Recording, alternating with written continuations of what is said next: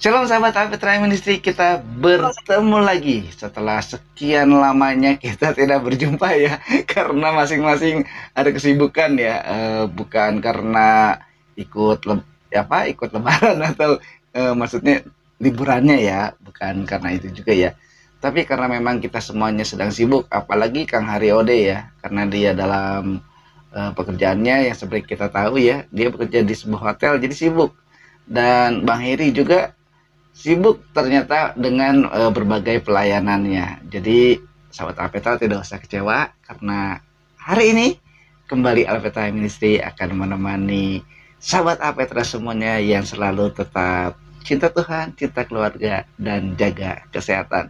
Nah, untuk memperkuat iman kita dan semakin memperteguh pengharapan kita kepada Tuhan Yesus Kristus sehingga kita bisa saling mengasihi, mari kita sapa dulu Bang Heri.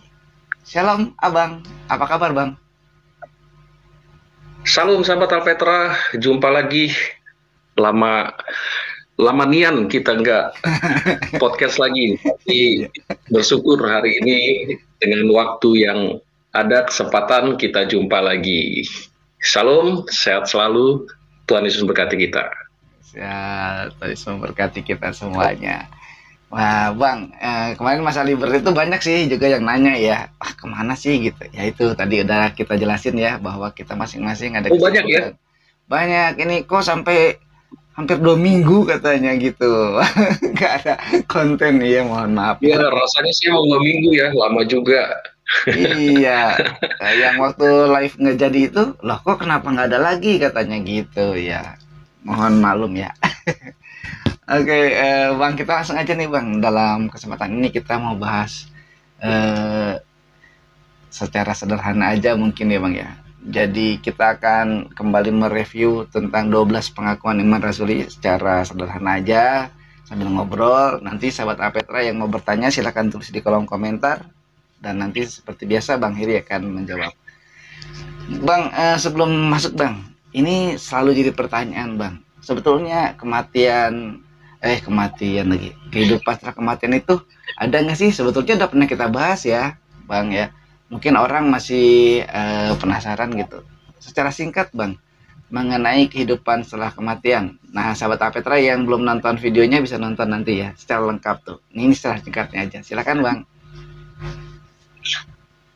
Dalam iman Kristen, kehidupan setelah kematian real ada, karena tubuh jasmani akan lenyap, hilang, atau kematian.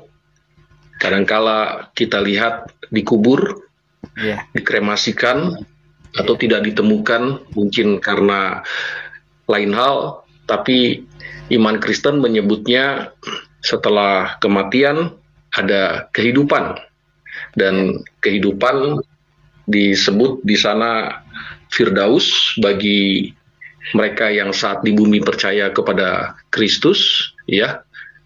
Lalu bagi mereka yang tidak beriman kepada Yesus di tempat hukuman sementara.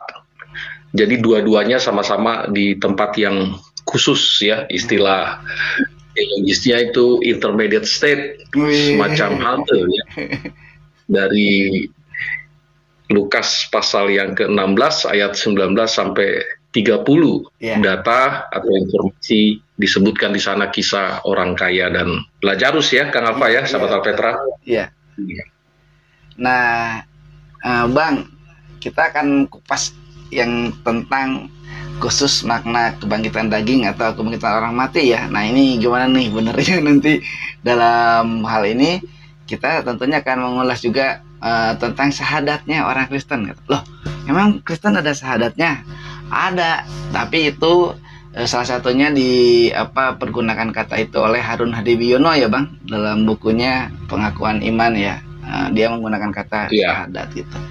Nah Bang, atau sebetulnya Kristen ya. Apa kredo ya Bang? Iya. Kredo ya. Boleh nih Bang. Pengakuan. Iya, dijelaskan Bang latar belakangnya kenapa sih Bang kok ada pengakuan iman rasuli sih Bang di kekristenan ini? Pengakuan iman rasuli sering diikrarkan di gereja Protestan sebelum khotbah atau sesudah khotbah ya. Ya. Saya sih sarannya lebih baik sesudah khotbah. Artinya ikrar itu berdasarkan keimanan kepada Allah Tritunggal dan juga keimanan bahwa nanti Yesus akan datang kedua kali. Pengakuan iman rasuli memang tidak pernah ditemukan naskahnya sampai abad kelima, tetapi sepertinya ada yang menyusun, mungkin bapak apostolik atau orang-orang yang mengikuti ajaran rasul-rasul di abad kedua, abad ketiga, lalu disusun, tapi memang sampai abad kelima tidak pernah ditemukan naskahnya. Setelahnya juga tidak pernah ditemukan, hanya terdengar sampai sekarang ada pengakuan iman rasuli, sekalipun tidak hanya tersusun dalam bentuk pengakuan iman rasuli, Kang Alfa ya, tapi juga ada pengakuan iman lainnya ya, Nisea, Westminster ya, atau sejenisnya yang juga meliputi keyakinan kepada Allah Tritunggal ya, sampai kepada kehidupan yang akan datang setelah kematian atau saat Yesus datang kedua kali. Nah, perlu diikrarkan ya di gereja atau juga setiap hari dalam hati untuk mengingatkan bahwa kita punya juru selamat, bahwa kita punya penghibur selama hidup, yaitu Roh Kudus ya, karena kata-katanya sederhana, bisa diingat dan bisa dipegang kuat. Itulah yang disebut dengan pengakuan credo, creed ya. Pengakuan iman. Karena orang yang hidup di dalam Yesus, dia selalu dengan mulutnya percaya, dengan hatinya ya, atau hidupnya dia mengakui Yesus sebagai Tuhan satu-satunya juru selamat. Ya, itulah pengakuan di dalam keimanan orang Kristen ya hingga sekarang ini. Saya kira begitu ya, Kang Alfa ya, secara sederhana. Iya, Bang. Berarti ini pengakuan iman rasuli ini tidak ada di semua gereja ya, Bang? Hanya gereja tertentu ya, kalau dari penjelasan tadi ya, Bang? Iya, tidak hanya di semua gereja, gereja-gereja Protestan, khususnya gereja suku, sering mengikrarkan ini dalam susunan liturgi setelah firman Tuhan disampaikan oleh pengkhotbah gereja Pentakosta, karismatik, minim mengikrarkan ini, tapi sesekali saya lihat disampaikan juga secara serentak atau bersama-sama ya. Tapi perlu kita ketahui pengakuan iman rasuli bukan firman Tuhan, tapi susunan iman yang ditata baik, disusun baik ya oleh para pengikut rasuli waktu itu, sehingga sampai sekarang diikrarkan ya oleh gereja-gereja dalam tradisi dipertahankan. Tapi pengakuan iman bukan firman Tuhan. Ya, tidak usah diikrarkan di gereja juga tidak apa-apa, atau isinya tidak sesuai dengan pengakuan iman juga tidak apa-apa ya, karena salah satu pengakuan iman rasuli ada kata gereja yang kudus dan am. Seharusnya amnya itu diganti ya, gereja yang kudus dan misioner. Ya, semua gereja ya, semua denominasi, semua aliran atau semua lingkup ya, tapi dalam konteks 5 abad pertama mungkin iya am ya, termasuk Roma Katolik. Tapi setelah Martin Luther melakukan reformasi, seharusnya am itu diganti ya, berdasarkan warna atau kekasan gereja. Gereja punya kekasan misioner, ya gantilah gereja yang kudus dan misioner, gereja yang punya kekasan profetik, gereja yang kudus dan profetik, gereja yang kudus dan ekumenis, silakan deh. Ya, karena itu bukan firman Tuhan, pengakuan iman rasuli ya, tapi saja. Dan pengakuan iman rasuli seharusnya jangan hanya di gereja diikrarkan, dia di tengah jalan, di pasar, ya, atau di lampu merah dengan pakai sound system, speaker, dia ikrarkan di situ pengakuan rasuli supaya orang semua mendengar. Orang itu kan orang yang di luar Yesus, ya. Kalau di dalam gereja ya pada umumnya kan di dalam Yesus semua. Nah, namanya juga pengakuan atau credo harus diikrarkan, bersifat testimoni ya, atau kesaksian dalam penginjilan, ya. Kayak orang gila dong nanti kita di tengah jalan.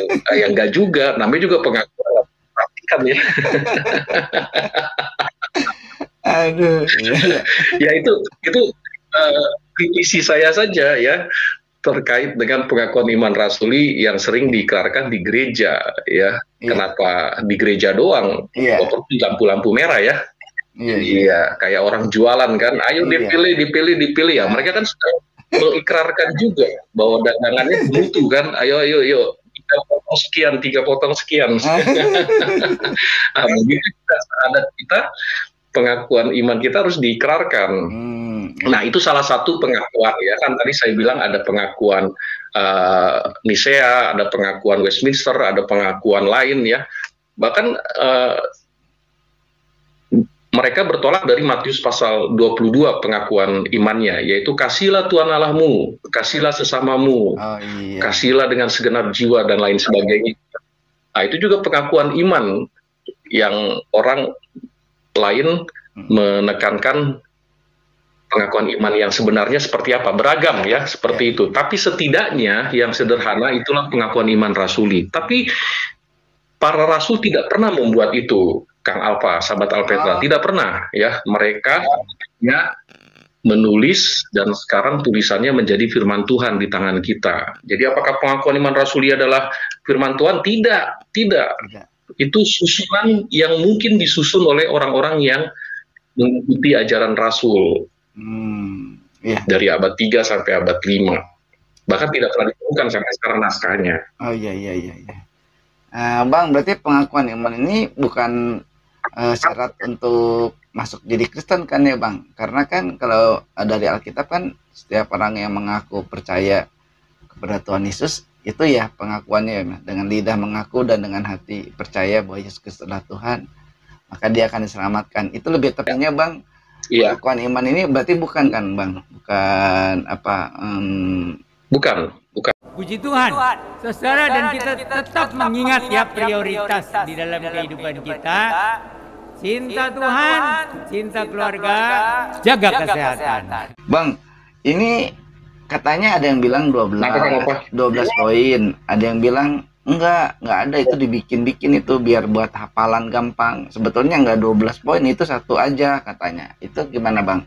Ya, tadi kan prinsipnya saya katakan setelah itu akhirnya tersusun. Rupanya ada 11 sampai 12 bahkan lebih ya. Pertama mengaku sebagai Allah yang mencipta ya, lalu mengutus putranya Yesus dan Roh Kudus, dan sampai kepada akhirnya yaitu dia akan datang ya, dan dia akan menjemput kita sampai pada pengakuan setelah kematian ada kebangkitan. Nah, pengakuan itu tersusun yang akhirnya di generasi sekarang orang mengkalkulasi ada 11 sampai 12 pengakuan, tapi sekali lagi itu disusun berdasarkan keyakinan dari para pengikut Rasul, ya, murid-murid Rasul. Di sana ada Clement dari Roma, murid dari Paulus, Clement dari Antioquia, murid dari Petrus, lalu ada Ignatius, ya, atau Polikarpus, Papias, dan lain sebagainya lah, ya, murid-murid atau disebut dengan Bapak Apostolik, Bapak Gereja, yang mungkin mereka menekankan tentang keimanannya kepada Allah, Bapa, Putra, dan Roh Kudus, ya, sampai istilah Tritunggal saja disebut oleh bapak-bapak gereja Origenes dan Tertullianus, ya, Iya. dan akhirnya sampai sekarang konsep ada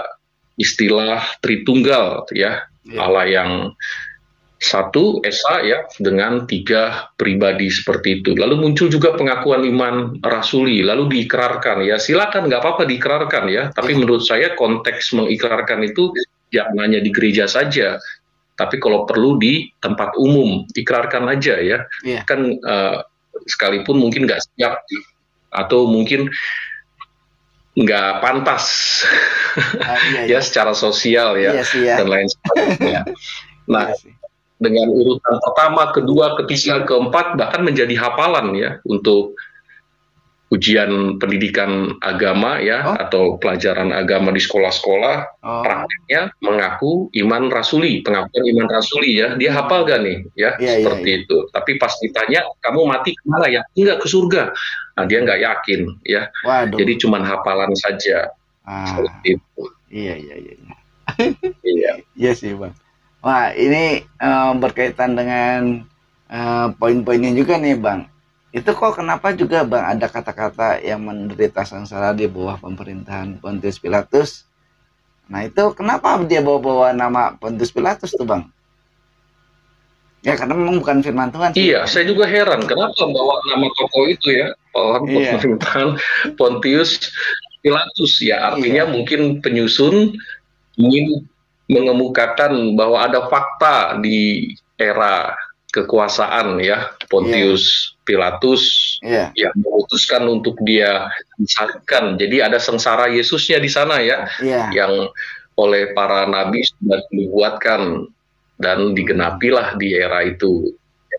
Yesus disalibkan. Ya, mungkin ada mau dibuat remake gitu, ya, remaking lagi atau disusun ulang lagi, ya, dengan tidak menyebut nama itu, ya, itu, yaitu di bawah kekuasaan alim ulama, ya, alim ulamanya kan di situ Anas dan Kayafas, kan, kan mereka yang menjerat Yesus dengan memakai Judas, ya, tapi karena dulu orang Yahudi di era Yesus di bawah kekuasaan Romawi, dan di wilayah itu, ya, yaitu wilayahnya Pilatus di bawah pemerintahan Pontius Pilatus, penekanannya, ya, seperti itu. Sebenarnya biar lebih memalukan lagi, di bawah kekuasaan para mahkamah agama Yahudi, Anas dan Kayafas. Nah, mungkin perlu di remake lagi tuh, dibuat lagi begitu, ya, cuman kan nggak pantas atau kelihatannya orang Jawa bilang wagu gitu, ya.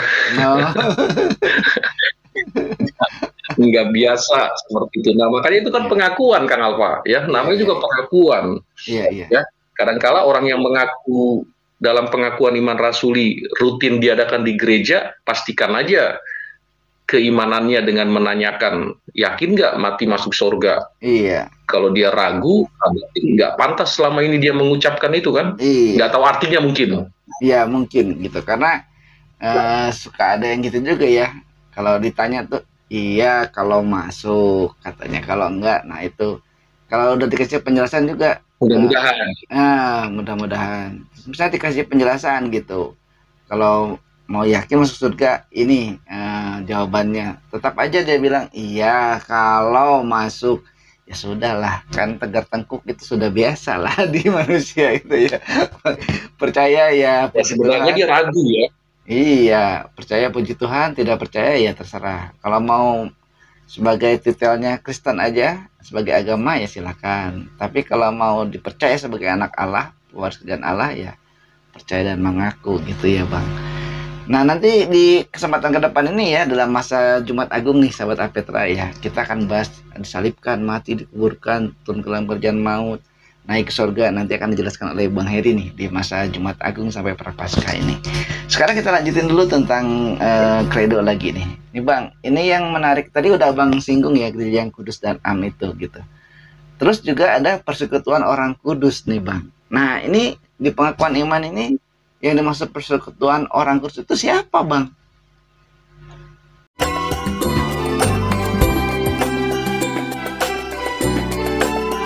Persekutuan orang kudus dalam lingkup orang yang beriman kepada Yesus.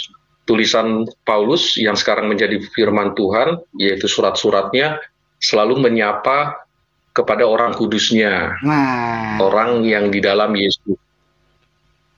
Bahkan ada kata pilihan Allah, karena ada respon di mana Allah menganugerahkan keselamatan dan manusia menerimanya. Tapi ada juga manusia yang tidak menerima, menolaknya, ya, seperti yang dikatakan dalam Lukas 13 ayat 34, "O Yerusalem, oh Yerusalem," begitu ya.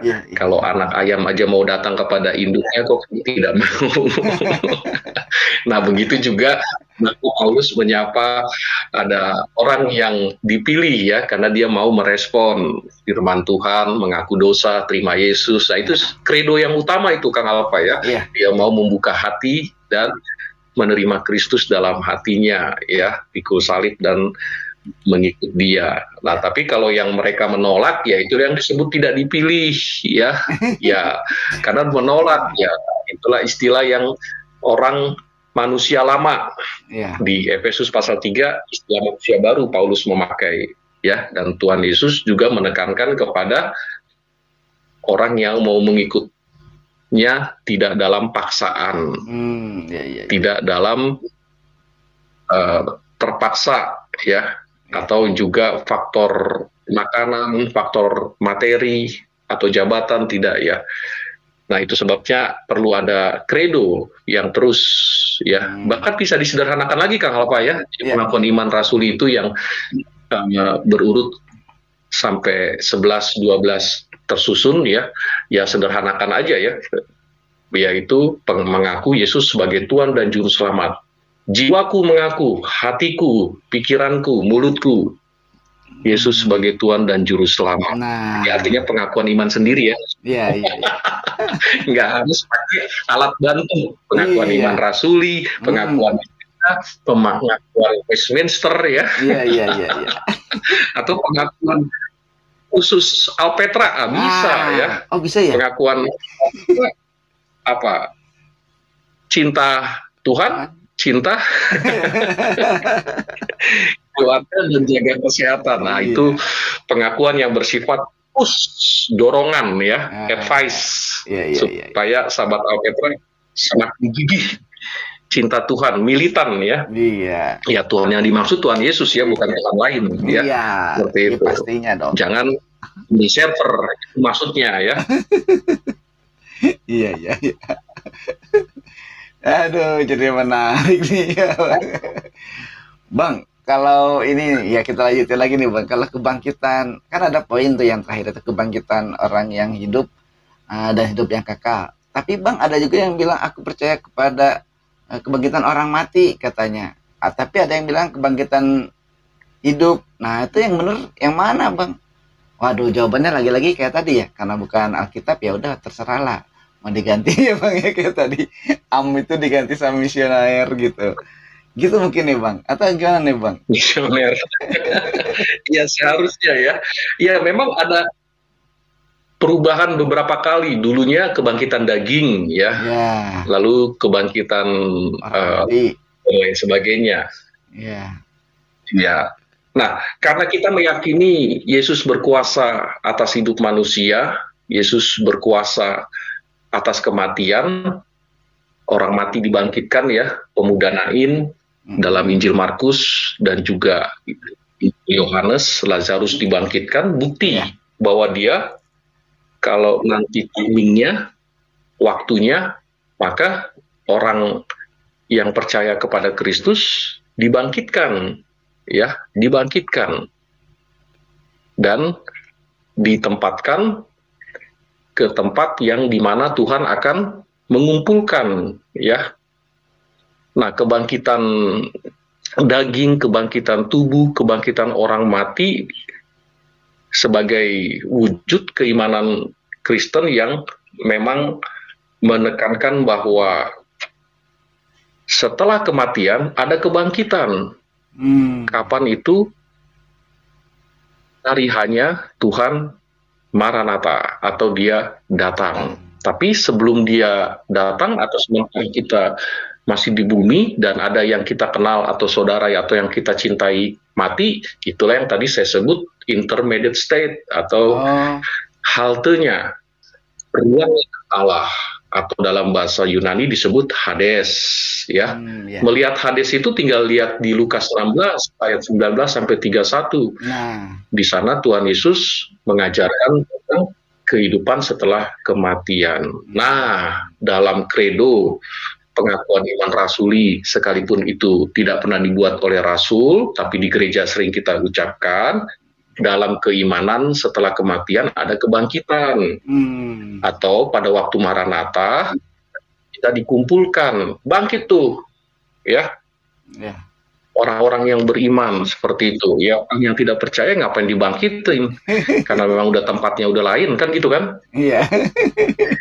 Ya kan? Nah, itu teman-teman atau sahabat Alpetera, nggak salah kita mengikrarkan itu ya di gereja. Bahkan ada gereja yang tadi Kang Alfa tanyakan tidak mengikrarkan, ya mungkin punya ikrar sendiri, bagus ya, dan pasti pemimpin gerejanya menyusun dengan apik, tepat ya, mulai dari keimanan Allah sebagai pencipta ya, lalu Yesus sebagai penebus, Roh Kudus sebagai penghibur dan mempersekutukan orang-orang percaya lewat gereja dan lain sebagainya, dan sampai nanti Maranatha, Tuhan datang kedua kali, Allah mengumpulkan semua orang kudusnya. Biasanya itu ada di dalam AD dan ART-nya, Kang Alfa. Gereja kan punya anggaran dasar dan anggaran rumah tangga. Yang di dalamnya ada regulasi, ada pengakuan, iman, keyakinan, ya. Alkitab, Perjanjian Lama, Perjanjian Baru adalah firman Allah satu-satunya. Sekalipun ada gereja yang mungkin menyebutnya firman Allah tanpa ada kata satu-satunya. Ya, bisa jadi ya, pengakuan terhadap Alkitabnya beragam. Gereja kan berwarna, ya. Tapi ada juga pengakuan terhadap Allah juga beragam, ya. Terhadap Yesus juga beragam, terhadap Roh Kudus atau Allah Tritunggal juga beragam. Nah, tapi di era sekarang memang perlu itu terus dipertahankan ya, tradisi pengakuan iman rasuli. Tapi tadi saya mengkritisi ya, sekali-sekali ya jangan di gereja lah, ya. Namanya juga pengakuan ya, orang melihat, oh, dia beraninya cuma ngaku di gereja. Tapi di kantor nggak berani ngakunya. Ya. KTP-nya juga lupa diganti. Aduh, kacau deh. Ada firman Tuhan bilang ya, kalau kamu kan lagi rame itu pindah server. Iya, benar. Tuhan bilang kalau kamu malu mengakui aku, udah jangan harap nanti kamu teriak Tuhan, Tuhan. Ya, dia juga malu kan di hadapan bapaknya. Iya, makanya gitu. Aduh.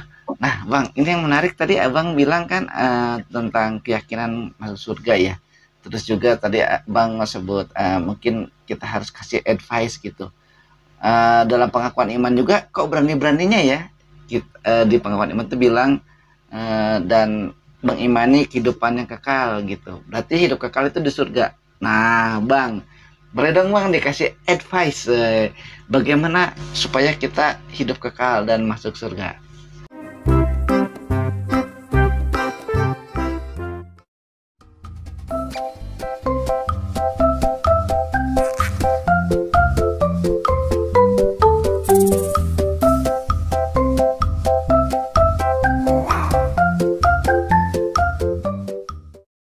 Ya, sahabat Petra, seringkali yang kita lakukan di podcast untuk memberikan push dan juga motivasi dan keyakinan iman bahwa orang berdosa tidak mungkin ke surga. Dan di surga tidak ada dosa. Satu titik pun dosa di dalam diri manusia, sekalipun tidak terpikirkan oleh manusia berdosa itu, tidak mungkin dia bisa ke surga. Karena semua sudah berdosa. Roma 3 ayat 23 semua sudah hilang kemuliaan Allah. Sifat-sifat Allah tuh sudah tidak ada lagi dalam diri manusia karena sudah berdosa. Dan terbukti manusia memberontak, malu, ya, berbohong, marah, dan itu sebagai bukti-bukti dosa. Sifat-sifat Allah yang baik, sifat Allah yang damai, sifat Allah yang pemaaf, pengampun, tidak ada lagi dalam diri manusia karena sudah hilang kemuliaan Allah itu. Dan karena manusia berdosa, ada dampaknya, ada upahnya, yaitu neraka.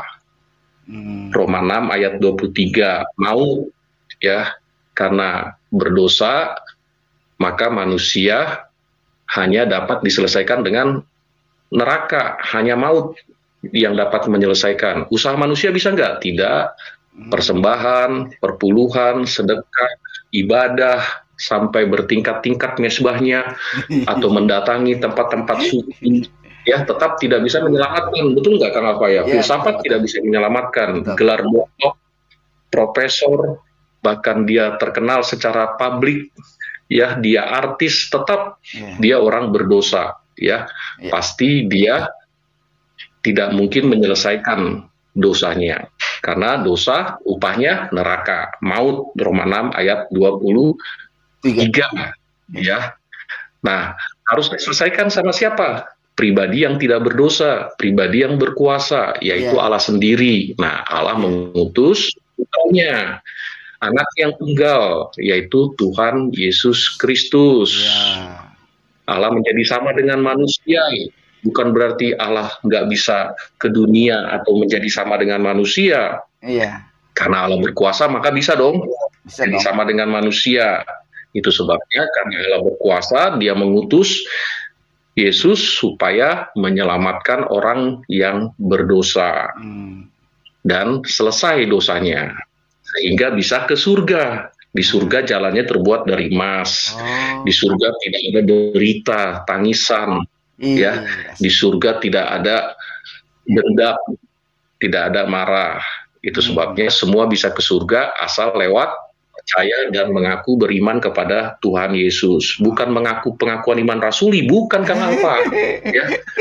Pengakuan iman rasuli harus dicek lagi apakah betul dia yakin ke surga. Kalau dia nggak yakin, jangankan memastikan orang yang mengaku iman rasuli, orang yang baru dicemplung aja atau dibaptis, lalu dia naik dari kolam, dan tanyakan saja, yakin nggak mati masuk surga? Kalau dia masih ragu, berarti salah siapa tuh, Kang Alfa? Ya kan? Iya.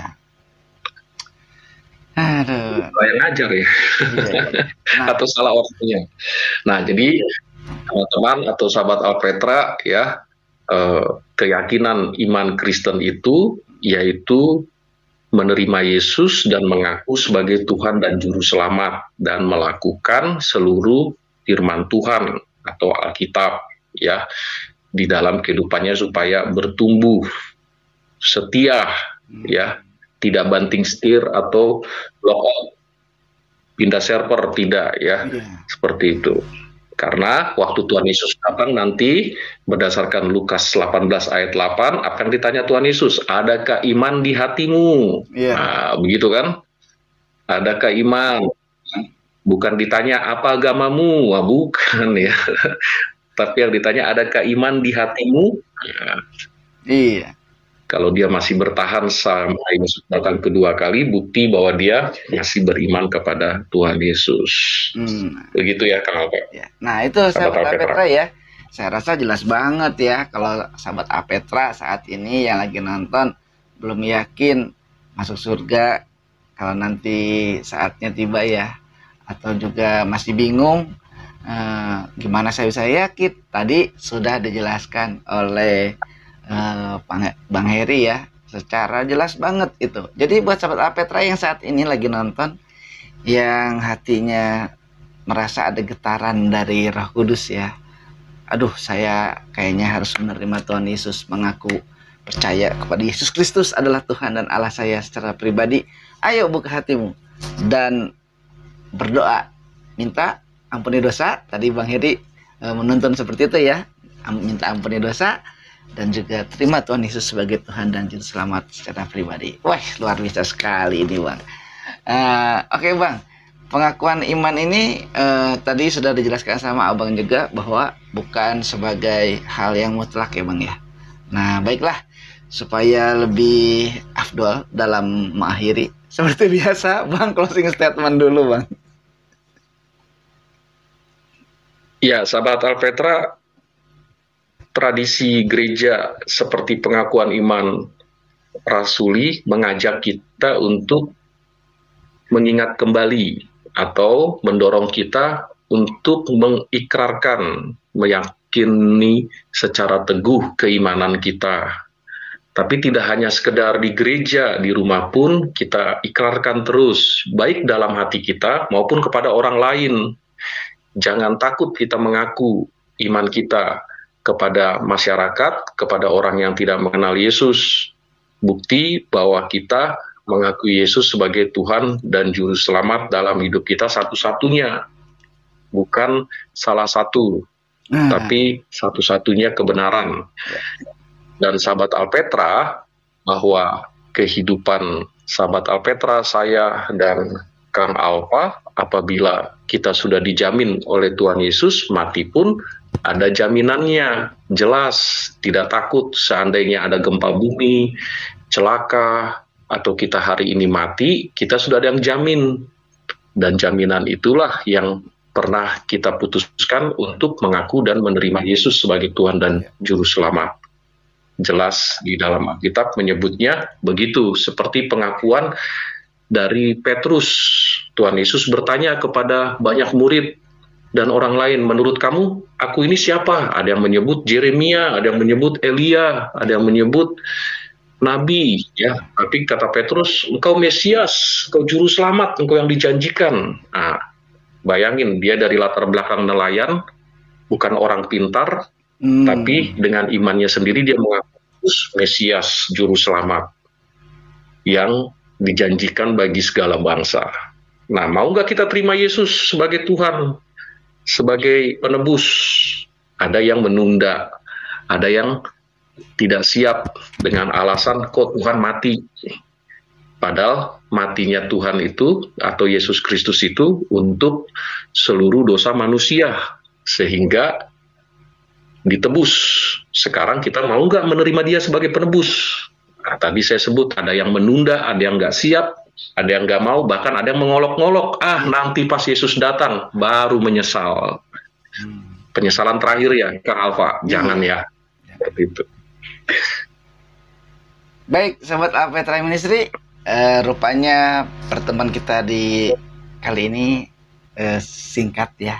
Tapi saya percaya ada berkat Tuhan yang akan membuat iman kita semakin kuat, pengharapan kita akan Tuhan Yesus Kristus semakin bertambah, dan kita semakin saling mengasihi satu sama lain. Baik, Abang terima kasih atas waktu dan pengajarannya, dan tetap cinta Tuhan, cinta keluarga, jaga kesehatan. Maranatha. Puji Tuhan, saudara, dan kita tetap mengingat ya prioritas di dalam kehidupan kita. Cinta Tuhan, cinta keluarga, jaga kesehatan.